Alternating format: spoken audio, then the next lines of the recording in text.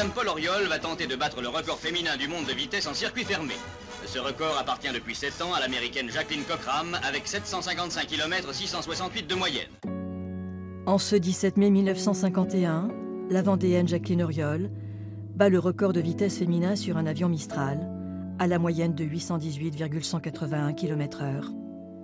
Le 15 août 1953, elle sera la première européenne à franchir le mur du son à bord d'un Mystère II.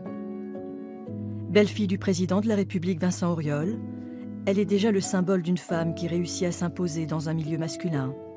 Elle sera reçue à New York comme une héroïne, ce qu'elle demeure.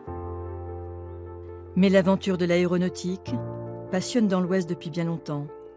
En 1856, dans la baie de Douarnenez, Jean-Marie Lebris s'élève à quelques mètres du sol, à bord de son objet volant nommé l'Albatros.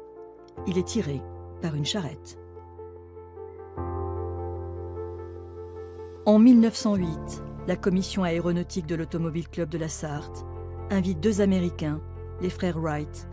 5 ans auparavant, ils ont fait voler en Caroline du Nord un appareil à propulsion moteur plus lourd que l'air. C'est désormais au Mans qu'ils vont développer leur invention. Le 8 août 1908, ils volent sur les Hunaudières, devant des milliers de personnes, à bord d'un biplan équipé d'ailes mobiles.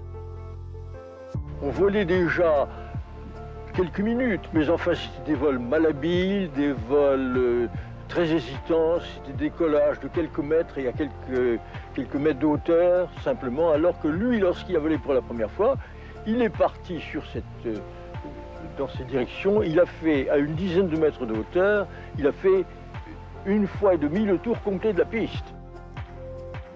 Au même moment, Langevin René Gagné, à bord d'un appareil construit avec son frère, va voler sur une distance d'environ 1 km et à une altitude de 6 à 7 mètres, sur des champs de la vallée de la Loire.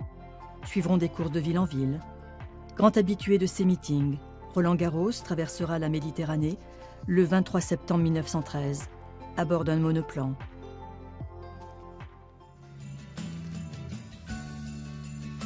Juillet 1962, Angers accueille le championnat d'Europe de vol à voile pour les 8 jours d'Angers.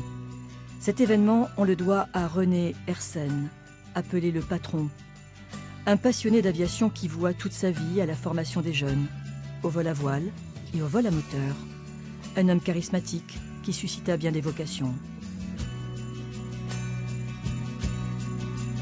Bon, j'ai pris la décision pour la prochaine Coupe d'Europe. Claude prend le Lessin et François Lidibel. Et maintenant, la santé des champions et les lâchers, et les futurs champions également. De tout cela, il reste une tradition aéronautique très forte et le musée régional de l'air de Marseille sur l'aéroport d'Angers. Tout ce qui a volé depuis 1908 se trouve ici. Des originaux restaurés ou des copies fidèles.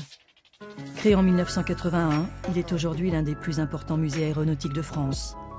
Une chose est sûre, ce qui s'est passé dans l'Ouest a déterminé le développement de l'aviation nationale et mondiale.